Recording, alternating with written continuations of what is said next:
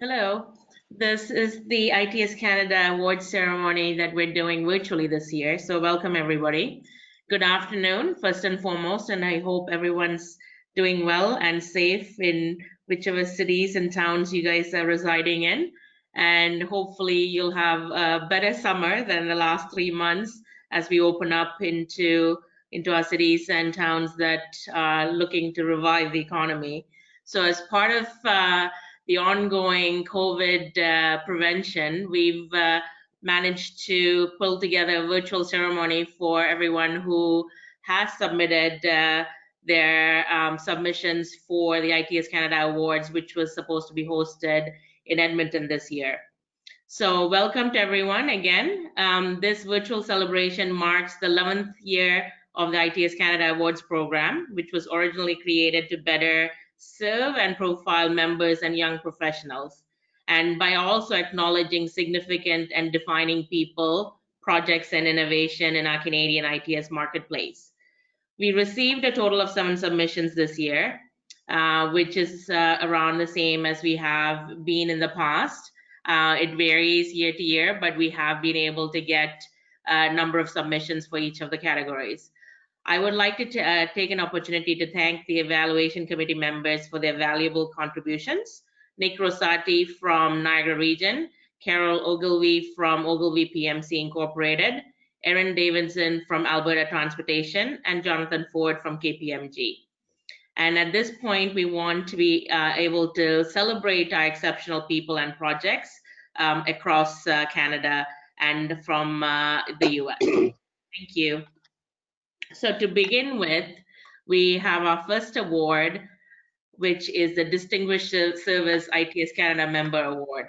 And this award recognizes an individual who has been engaged and has contributed at ITS Canada for a long-standing period. Their leadership and contribution has had a significant impact on the association and its members. And this year's award winner is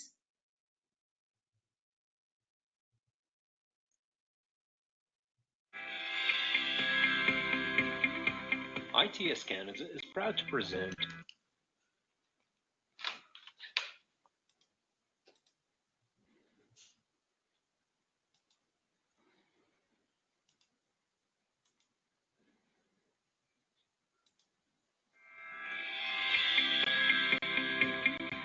ITS Canada is proud to present the Distinguished Member of the Year Award to Richard Easley. Richard is president of ESCRYPT Consulting, and for 21 years, he has led his company on intelligent transportation system projects in 33 states and 22 countries. Congratulations to Richard Easley, winner of the 2020 Distinguished Member of the Year Award.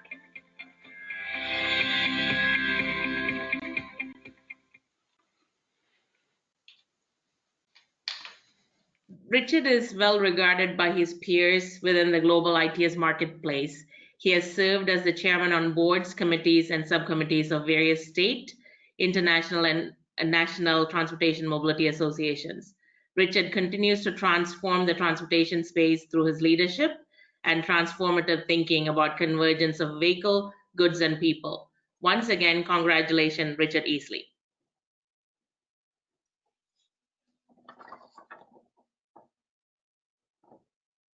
And Richard, we want to give you the Distinguished Service Award.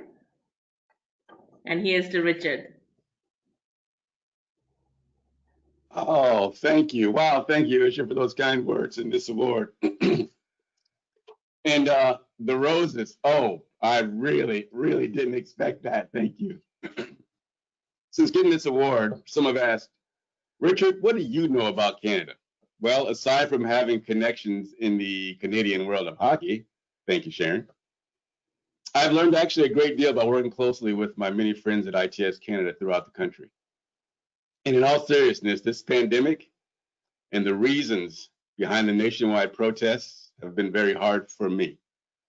And ITS Canada's recognition of my contribution through this award is both humbling and very uplifting. And I can't thank my fellow members of ITS Canada enough for this. Back to you, Isha. Thank you. Thank you again.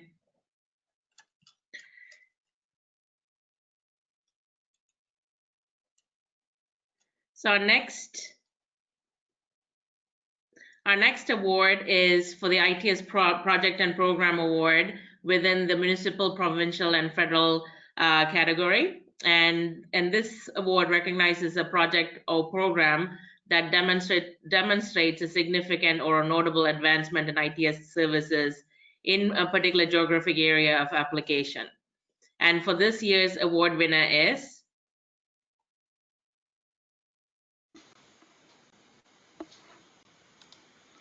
ITS Canada is proud to present the ITS Project Award, Municipal, Provincial, Federal category to City of Ottawa for their Eco Drive 2 project. This project investigates the environmental and fuel efficiency benefits of giving city fleet drivers advanced traffic signal information across its entire 1,200 traffic signal network. Congratulations to City of Ottawa, winner of the 2020 Municipal ITS Project Award.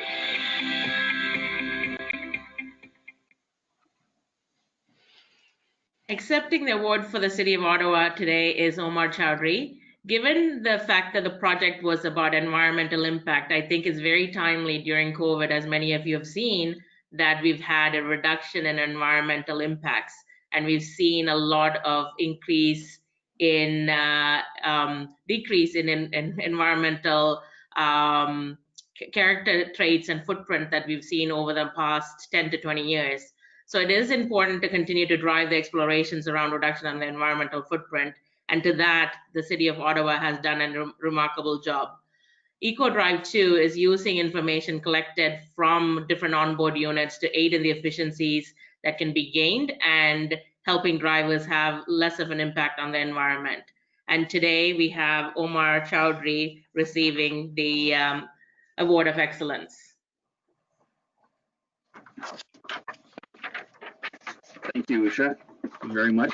On behalf of Greg Kent, Manager of Traffic Management, it's an honor to have received this award from ITS Canada.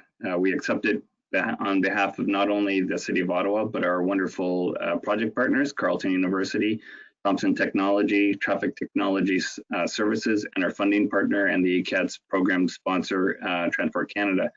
I'd like to recognize specifically some of those who played a leading role, including Dr. Atta Khan, Andy Thompson, Thomas Bauer, Ken Moshi, and Pierre Asselier, all of their staff, and of course the staff from the City of Ottawa. It was really an amazing project, not only for the city and its partners, but being able to advance connected vehicle technology and finding ways to benefit our Going Green initiatives, lowering carbon emissions, and also provide the opportunity for future municipalities and auto manufacturers who are going to use this technology, and as well as research and developers to advance these grassroots. So lastly, I'd like to acknowledge all the other award winners and those who made submissions for the awards. And again, thank you to ITS Canada. Thank you, Omar. And say hello to Greg. I know he wasn't able to make it. Will do, thank you. So the next award is the Canadian ITS R&D and Innovation Award. And this, we're celebrating Canadian firms and institutions that have been contributing to place Canada on the map through new or improvements in products or their research and development. And this year, we're presenting 2 awards in this category, one for the innovation by a startup organization, and the second from an academic point of view. The presentation of the first award goes to ITS Canada is proud to present an ITS Research and Development Innovation Award to Blue City Technologies. As a startup company, Blue City Technologies has developed an AI-powered software solution integrated with 3D Lidar sensors to monitor traffic networks, generate real-time traffic data, analytics, and predictions. Congratulations to Blue City Technologies, winner of the 2020 ITS Research and Development Innovation Award.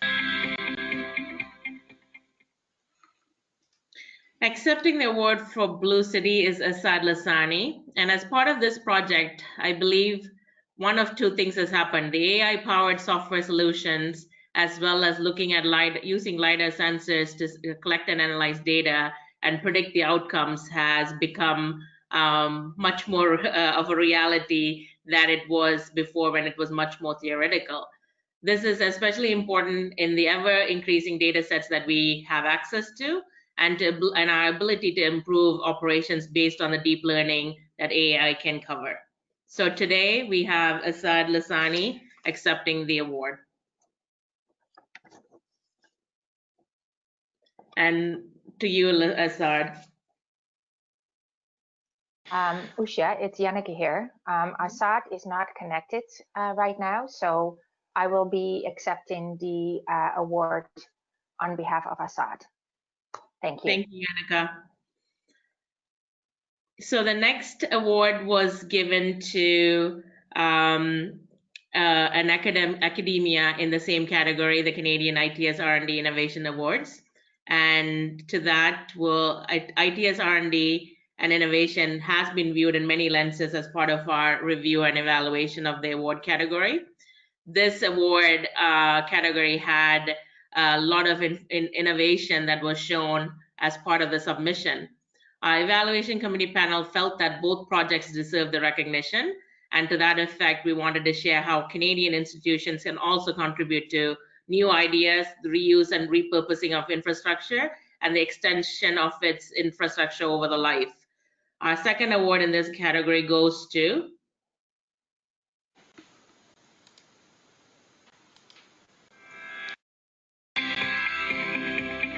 ITS Canada is proud to present an ITS Research and Development Innovation Award to the University of Alberta for their research project fusing information in detection, recognition, and classification of road infrastructure from remote sensing data.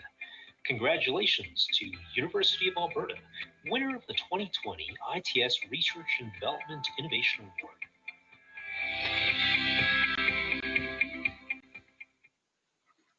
Accepting the award for the University of Alberta is Professor Karim El-Basyouni. Professor El-Basyouni has been working with Alberta Transportation to find cost-effective ways to survey and manage road infrastructure. By using these methods, Professor El-Basyouni is setting up the landscape to ease of future road design and also much needed infrastructure and understanding of the infrastructure for connected vehicles in the future. Over to you.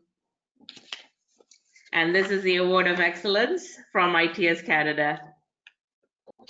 Thank you. Thank you, Usha. Distinguished guests, dear colleagues, ladies and gentlemen, on behalf of my team at the University of Alberta and our partners in the City of Edmonton, I am extremely honored to be receiving the 2020 Canadian ITS R&D Innovation Research Award. I would like to start off by expressing my gratitude to the Awards Committee for bestowing this great privilege on me. And so please allow me to thank you warmly for granting me the honor to gratefully accept this high distinction. I also want to congratulate ITS Canada, and particularly its Managing Director, Janneke van der Zee, for the great work your organization is doing in promoting innovation and application of intelligent transportation systems around Canada. I would like to also thank my project partners and sponsors, the City of Edmonton, specifically Raina Tufidich, Senior Program Coordinator at the City, for supporting and greenlighting this project.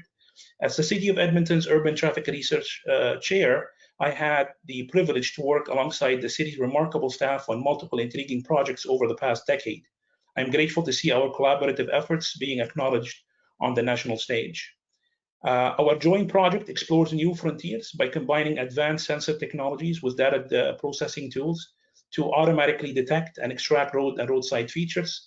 Now more than ever, it's important to pull together as a community and celebrate these moments of success and use them to fuel our growing passion for self-improvement and discovery.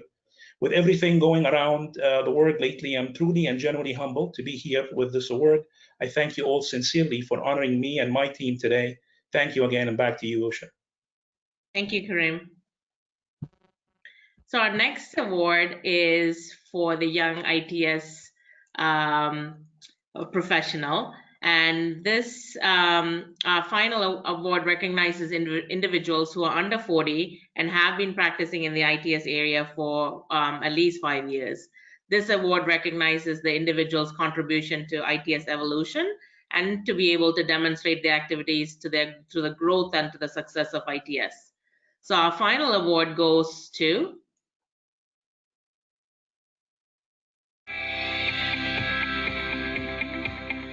ITS Canada is proud to present the ITS Young Professional Award to Kevin Henry.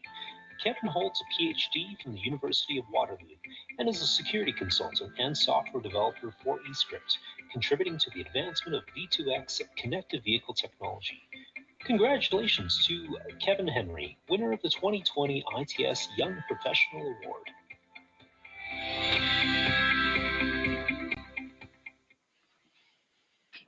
Without ado, accepting this award for the ITS Young Professional is Kevin Henry. He has been working with various governmental agencies and committees such as Transport Canada, National Research Council, and the US DOTs. And he brings a lot of wealth of information regarding what are some of the aspects of data and how we manage data going forward. And here's the Award of Excellence to Kevin Henry. Thank you. I am relatively new to the industry compared to most people here, but I do sincerely believe that if I've managed to be successful, if I've managed to gain any sort of acceptance from my peers, that it's simply a reflection on the community itself, that I've simply been following the example that people have put in front of me. So to anyone on the call who's had a conversation with me before, who's asked a question, who's answered a question, I offer my thanks. To those who have not yet met, I look forward to meeting you at an event in the future. But thank you. Thank you, Kevin, and congratulations again. Usha, Assad has arrived. Okay. So let's do the Award of Excellence tribute to Assad as well to round it off. So this is to Assad, the Award of Excellence for Blue City Technology under the ITS R&D and Innovations Award. And over to you, Assad. So yeah, thank you very much for the award. Sorry, there was some difficulties from my side to connect as one of the contributors. Thank you very much for ITS Canada and Selection Committee. This is our honor to receive this valuable award on behalf of Blue City Technology. Our company mission is to facilitate improvement of the road safety and mobility through providing data and analytics using innovative technology. And the solution that we're providing is a real-time traffic monitoring and analytics solution that uses Lidar technology, a solution that works in different weather and lighting condition with one sensor at the corner of the intersection without raising any privacy issue.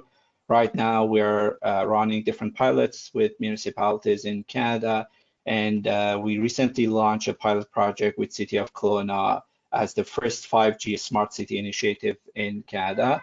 And we recently, as a part of COVID crisis, we adopted our technology to offer a real-time social distancing monitoring system to a couple of our partner cities to help them with their COVID-19 crisis. And again, thank you again for trusting us. And if there's any question at the end of the session, I would be happy to answer. Thank you again. Thank you, Assad. Congratulations again. So I do want to congratulate all of our ITS Canada Award recipients. A job well done, and thank you for all your contributions to date in the various areas of the mission to grow and also convey the importance of ITS to the greater public, as well as to all the different participating industry members and public sector members. And I do also want to thank all the members who submitted nominations, and please keep doing so moving forward as well, because we would love to see your project, your program, your entity organizations be highlighted as part of the awards on a yearly basis. Thank you.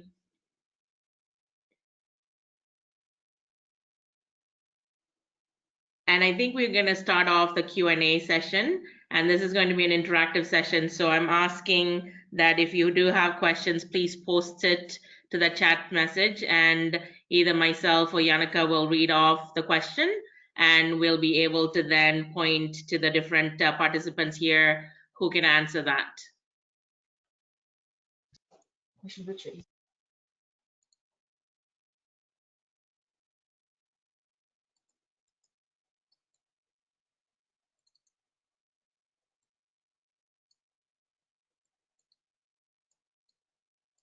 I'm just looking through the questions here. So while we're waiting for questions to be submitted, this is Yates Wong over here. I have a question for Richard. Richard, tell me what would be your the coolest project you've ever worked on?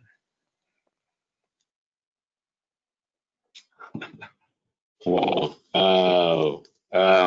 There's a long list of cool projects. There's a very, very long list of cool. Let me smell those roses one more time. There's a long list of cool projects. Some are pretty high tech, and others are just as simple as teaching toll collectors how to deal with the public and using technology. Very simple, very basic, but probably some of the most meaningful work. That's a really tough one. We do a range of things from identifying how you put security wait times for an airport to when you get off the bus, when the bus is going to stop at the next bus stop. There's all kinds of projects that are really neat and impactful. It'd be hard for me to answer that. They're pretty much all pretty fun and exciting. And what would be the coolest president you've ever met, Richard? Well, you saw in the pictures, there was a president I had a chance to meet and dine with, president of Liberia at his presidential residence, and that was pretty cool. And president of Uganda, I had a chance to meet with him. That was pictures in there. And then the president of the United States, President Obama, and actually joking with him in an unreal way and in front of Secret Security, slapping him on the back. I have no idea why, but we laughed together. That was probably the coolest president that I met. So I have a question for the panelists. Almost a similar theme was pulled out from all of your submissions. It's the sort of stepping stone to where we want to be in terms of connected vehicles as well as autonomous vehicles. So how do you see, it's a two-part question, how do you see that you and your companies and your governmental agencies have made the stepping stone to get sort of pre-prepared for connected vehicles and for autonomous vehicles?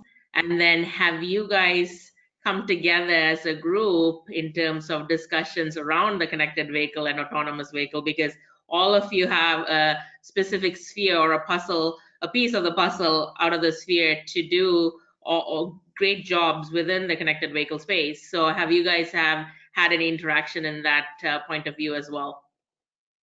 So maybe I'll start out with Omar, and then everyone can take turns talking about it. All right. Well, first, I do want to congratulate Richard. I have known Richard probably longer than I care to think, but knowing him when I was a master's student, actually, is when I first met him at ITS at TRB back in, I think it was '94. So we've known each other a long time, and I'd like to offer him congratulations. I mean, we haven't had, as a group here, we haven't had the chance, I don't think, to talk and meet. One of the things coming from the traveler information side of things and how we can actually use the technology to improve from a municipal and cities perspective.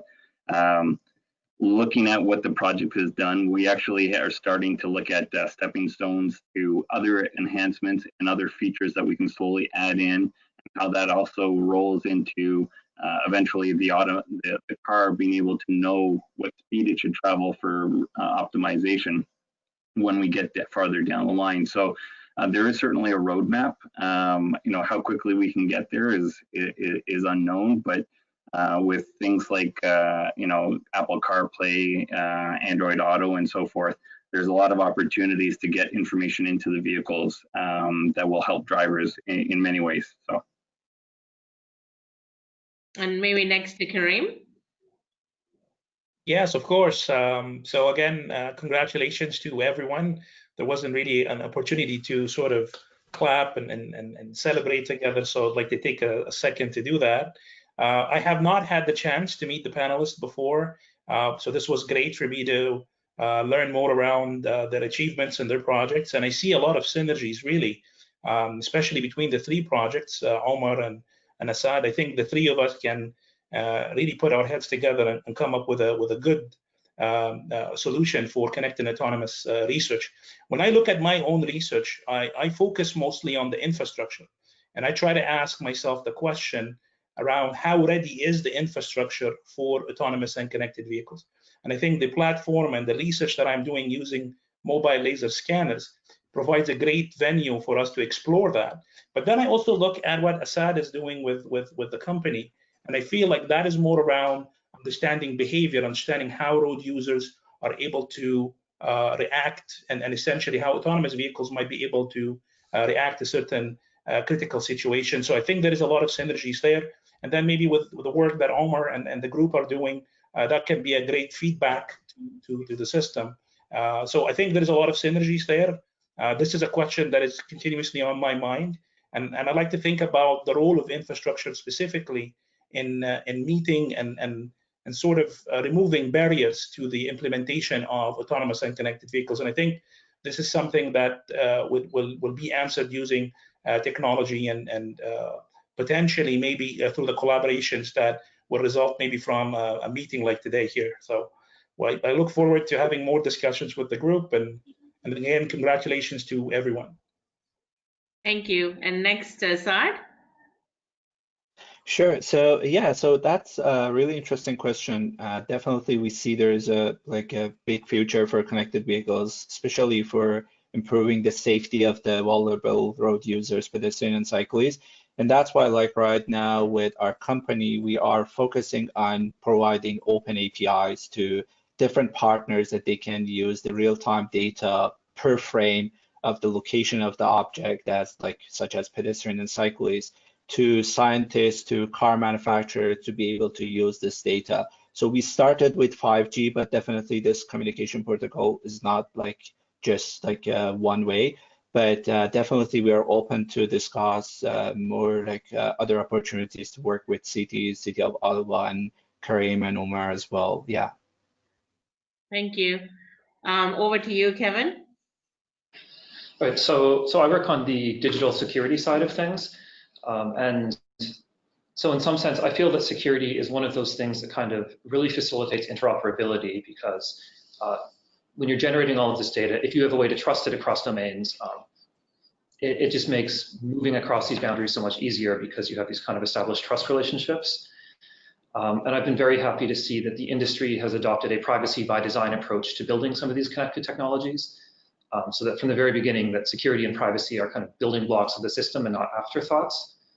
And as far as actually integrating all of this, getting out into the real world, I've also been very happy to work with Transport Canada. For example, I do a lot of work with their ACATS program, Advancing Connected and Automated Transportation Systems. And so I think having people inside of Transport Canada as champions of this sort of technology who are fighting to get it deployed just as much as us on the ground has been hugely beneficial, and I'm hoping it'll lead to great results in the near future. Thank you, Kevin. And over to you, Richard. Okay, yes, we haven't worked together collaboratively on single projects, although we may have spoken on panels together, I'm not sure. But I can tell you with respect to connected vehicles and autonomous vehicles, work that we've been doing involves, a lot of it involves freight, and so there are things dealing with enforcement. Trucks, for example, you have maybe some platoons of trucks going down, and there's 3 trucks, and one in the middle has straps that are just flapping off, so its cargo is not secured. So they're all in a connected vehicle or autonomous mode. How does an enforcement vehicle officer stop the second vehicle? That's an issue that we have to deal with. And you go from one jurisdiction to another, there are rules that states, laws that states have regarding autonomous vehicles and connected vehicles. It could be simple as weather. It's snowing, but it's not that bad. Well, in this state, you cross this line, no automation whatsoever is allowed. Well, how do we make sure that those vehicles know when those lines are crossed and they can or can't go across? And from an enforcement standpoint, how do you write a ticket to somebody that's not in a truck? And there's also the whole issue of roadway markings. And if you go to other parts of the world, you'll see lots of vehicles like you do in the States that have cameras that watch the markings, and that's how you go down the highway. Well, there's certain places where when you have an entrance ramp or an exit ramp, they've got dashed lines so that you can see and then go straight down the road. And there are other places where there is no dashed line. The lines just kind of go off the road, and the vehicle has the intelligence to follow the line. But now our lines are just going, and so you have a lot of challenges to deal with that in our infrastructure when we start talking about the autonomous vehicles and connected vehicles and what have you, that we've got to still have to address. There's a lot of good work going on, and the people on this panel are doing great work, but by no means have we closed all the loops yet. Yeah. Thank you, Richard. Yates, over to you. Do you have any questions that have been posted? I've got a couple over here. Number one, Ian Ian Steele, chair of the board of directors, just wanted to thank everybody for their outstanding work and contributions to the industry. So that's not a question, but that's a statement there. Also, we have from Fahad a question. What has changed in your mind for the AV market due to COVID-19? Or, for example, do you have thoughts on shared mobility, or will people be comfortable with that now? Let's start with maybe Kevin, since you're seeing all sorts of data. So maybe you can start that off. So that's an interesting question, and it's one that I almost want a few minutes to kind of stop and think about, because at least directly for what I've been working on, I don't see COVID having a direct impact on it, because what we do is kind of, I would say, security is part of everything, and so no matter what happens, to me, it's a foundational aspect, and a lot of what we do is meant to be kind of invisible to the user. But some people have drawn parallels to what we're doing in terms of this private communication in vehicles to private contact tracing, and that we're enabling a means of exchanging information between parties without allowing people to be tracked over time. But in the worst case, if someone misbehaves, if someone breaks the rules, we can flip the right switches in order to link that specific person and nobody else. So it's possible some of the ideas that we're playing with might have direct applications in this field, but that's taking them out of transportation and into a different direction. That was the first thing that comes to mind. Okay, thank you. And Omar? Well, I'd like to, sort of follow up a little bit on what Kevin was saying with regards to privacy and so forth. As a municipality and a government, the big brother watching and tracking what you're doing is certainly a thing that we have to keep in mind and consider. I think the other thing is, and we've probably heard a lot about it, where the use of transit, of course, has gone down just partly because people aren't traveling.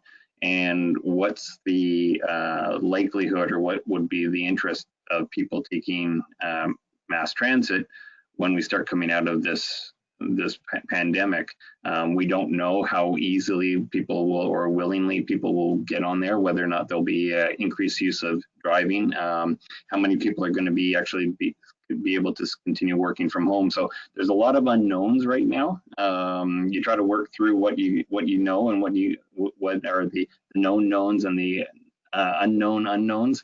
But those are the things that we're trying to look through to figure out where, both from a city's perspective, but also from my side of things on a traveler information. How do we get the information to the people when knowing that some people are required or have to use transit because they don't have alternate means of travel? So there's a lot of things, a lot of moving chess pieces at the moment to see where things go. And with some of the resurgence of cases popping up both in the States and in Asia, it's an interesting thing to see where things will go over the next 6 months or next 2-3 years. Richard, do you want to also weigh in on that? Yeah, on the AV and COVID, really, we don't have an abundance of vehicles driving themselves today. So COVID, and I'm hoping COVID's not going to last for the next 5 or 6 years. So the impact I'm hoping will be minimal on AV progress. However, if it were today, I can tell you, you've got two different concepts, and one is a shared vehicle, and then one's a privately owned vehicle that drives itself. And if it's a privately owned vehicle, it's not much different than what I do now. When I go out to the car and I get gas, or I go to the store or whatever, I wipe down the handles. I wipe everything down when I get back in the car, right? So I make sure whatever I've seen or touched is not going to be in my car when I'm driving along, and then wipe my eye or whatever. So I wipe that down. If it's a shared vehicle, who was just in it? I have no idea. Did they wipe it down? I have no idea. Were they on the way to the hospital because they were really sick? I have no idea. So you know what? Maybe I won't take the shared vehicle, the AV at this point. And so there's an impact there. Again, that's if COVID is still around for a while. Now, what Omar just said, which I agree with, transit is an issue. You know, you're starting to see a lot more people, up to 300% more bicycles being sold. People are trying to find ways where they're not around other. It's tremendous impact on the parking industry right now, not in the future, but right now. But when it comes to transit, many people don't know that there are passenger counters on many of the buses that are out there. So it's known how many people are on the bus at any time. But if you're a person that's got to go to work, you're a captive rider, COVID situation being what it is, it sure would be nice to know that the next 2 buses coming up are half empty. The one after that is full. Okay, I'm not getting on that one, but the ones that are empty, the capacity is 60 people and there are 12 people on the bus, I'll get on that and I'll find that information and go out. With COVID, having that information, as Omar just said, becomes very valuable. And it's there, but we as professionals have to figure out how to put that information in the hands of our Canadian citizens and US citizens and around the world to make smarter decisions, healthier decisions. Thank you. Yates, do you have any other questions? Just wanted to give Karim a chance to, as well, perhaps if you have anything to add to COVID, or even with your Lidar project. Thank you. Again, I think the points raised by the panelists are all great points, and really there isn't much more to add here. But perhaps one of the things I've been involved in, and I think Assad had pointed or alluded to it in his short speech there, was the repurposing of some of the technology to assess a shared space. And this is an ongoing initiative that I have here with the folks in the city of Edmonton, where we're looking at, you know, not really associated at all with autonomous vehicles, but now with the volumes of traffic being reduced quite substantially because people are working from home, I know that's going to change in the future. But also thinking about reimagining the space that we have now that the traffic is low. And the city has been aggressive in moving towards a more of a shared space concept where they're taking away space from traffic lanes and repurposing it for pedestrians and cyclists. And one of the aching question was, is it working? Is it working well? You know, is it improving compliances to the social distancing requirements? So the use of remote sensing, LiDAR, and image processing has given us an insight into some of this, where we are able to identify whether, you know, where are the problems essentially from a hotspots, and then reconfigure the space so that we're improving compliances. And running an analysis to sort of predetermine or determine the pre and post sort of assessments. And that has given us a huge insight on, you know, maybe there is a new way by which we can design pedestrian signals. I know the scrambled phasing has been proven to be an efficient from a safety standpoint, but maybe it's also a great tool to use for social distancing or maintenance of social distancing. Some of the shared lane concepts that we have put forward with the city here have shown up to 60% reduction in social distance violations. So there is an opportunity definitely to go around and explore using new means, the compliances, and investigate the overall impacts. I think So Assad is back, and maybe he can talk a little bit too about how his tool is being used specifically to address some of these concepts.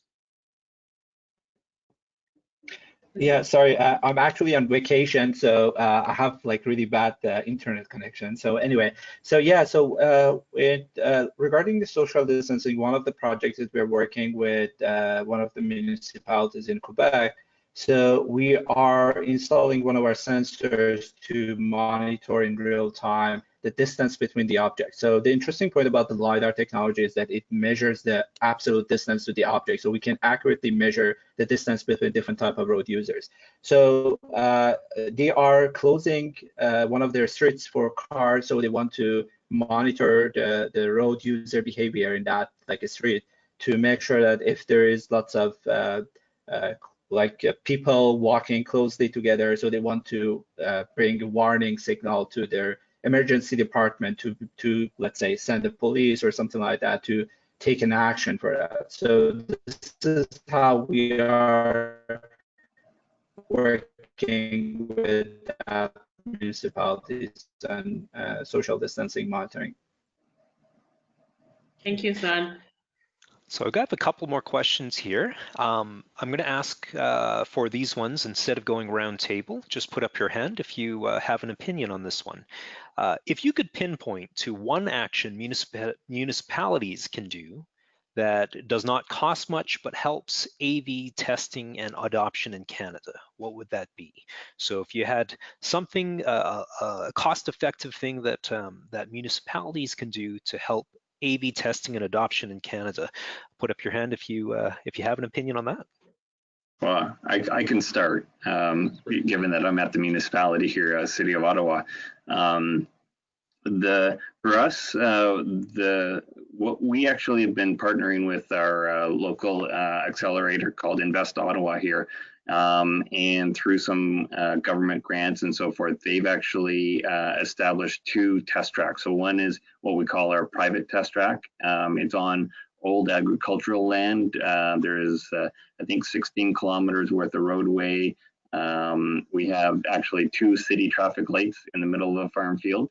And they've installed it with a various equipment, including we have a couple of various sensors and so forth. But what's the value is that we're able to allow small businesses, startups, and so forth come into the city, do testing in a private enclosed, no city traffic. And then we've established an area in the west end of the city called Mata. That is our public test track. So that's actually on full arterial signalized intersection. And through that, there's we're establishing a DSRC, we're establishing a 5G connection there and so forth. And it's allowing small businesses to come in, startups to come in and actually do testing in either of those 2 facilities. So once you've proven the technology works and it's safe in the private test track, we'll be allowing those companies to move out to the public test track and test out there. Great, thank you, Omar.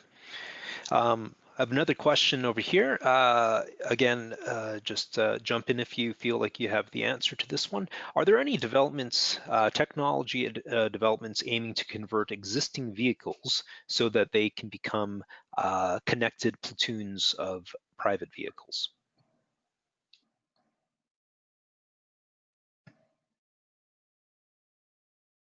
Kevin?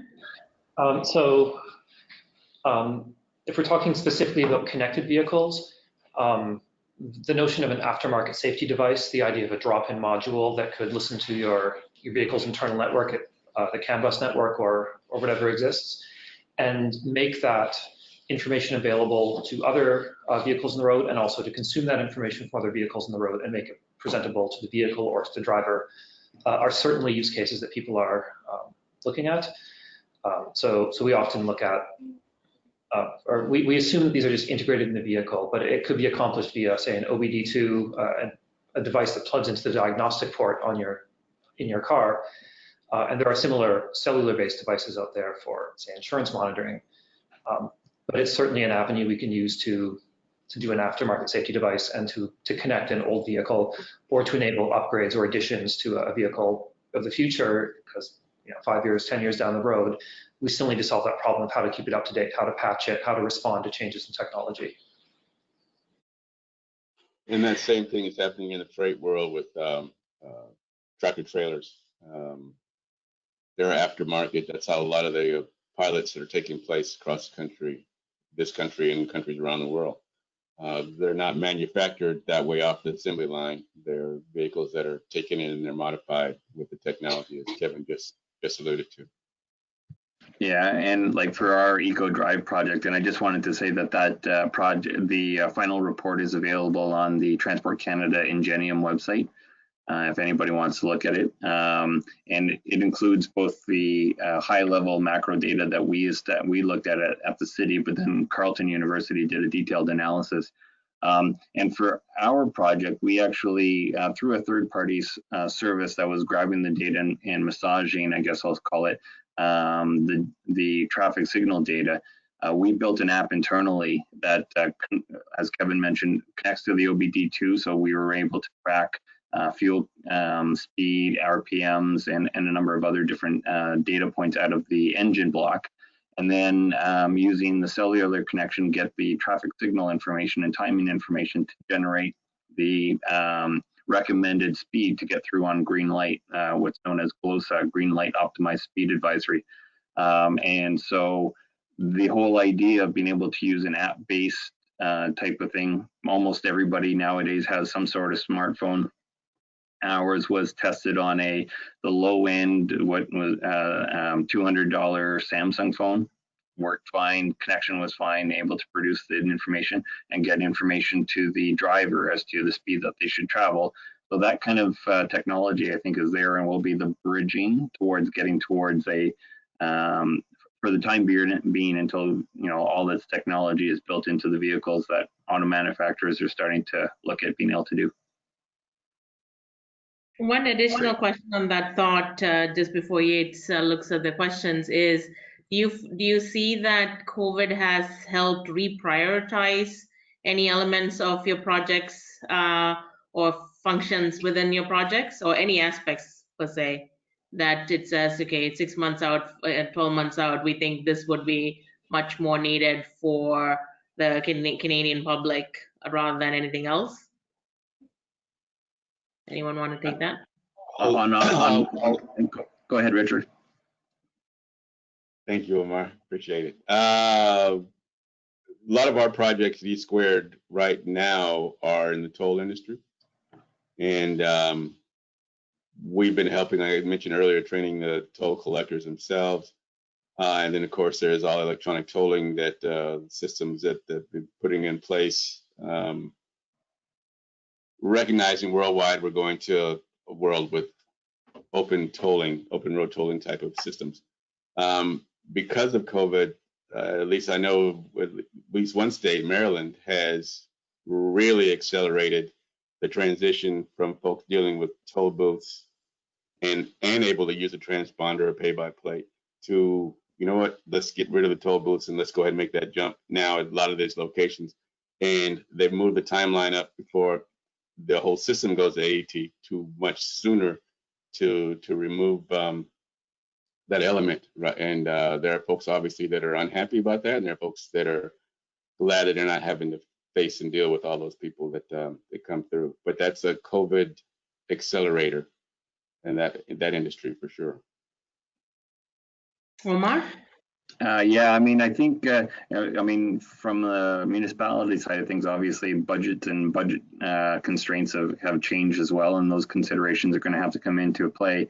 But, people are still going to be traveling, people are going to be moving around our city, and making sure that we're able to get the information to them. Right now, there is not really a rush hour, but a lot of construction projects have accelerated. They're trying to get it done while everybody's working from home, and there's additional capacity on the roadway, which actually does cause some more congestion because now we're using up lanes and we're doing things a little bit differently. So where we can look at taking the technology and what we have in terms of plans, sometimes things can't go that much faster, but we certainly see the opportunity to provide a better service to residents by accelerating and using some of the technologies that we planned. So, Karim, Kevin, and Assad, any one of you want to tackle that as well?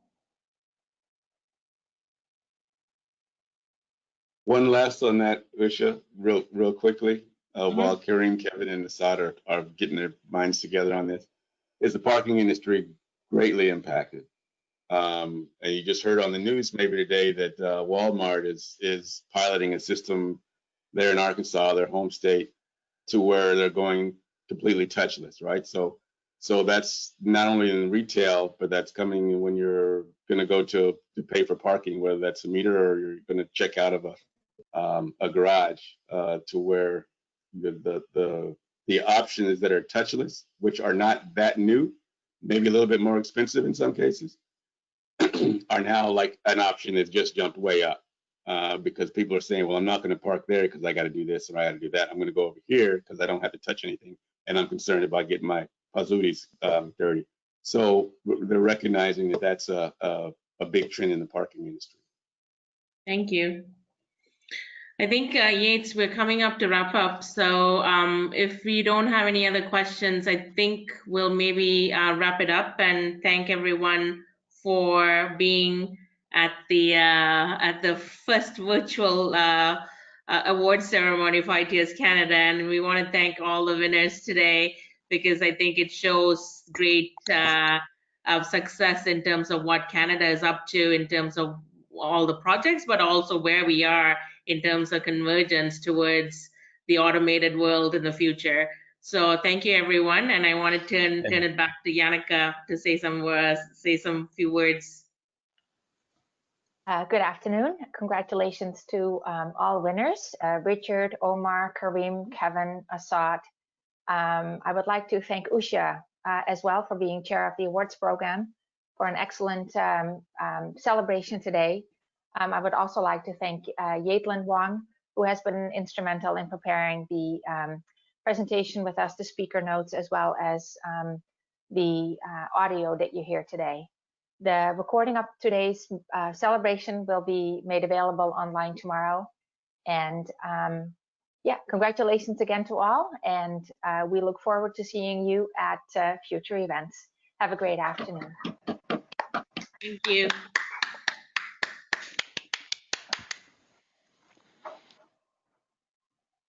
Thank you very much for attending. We will be closing this off, but we do have more questions. I apologize, I couldn't get to everyone's questions today, but thank you again to everybody. Have yourselves a wonderful day. Thank you. Thank you. thank you. Thanks all. Have a good one. You too.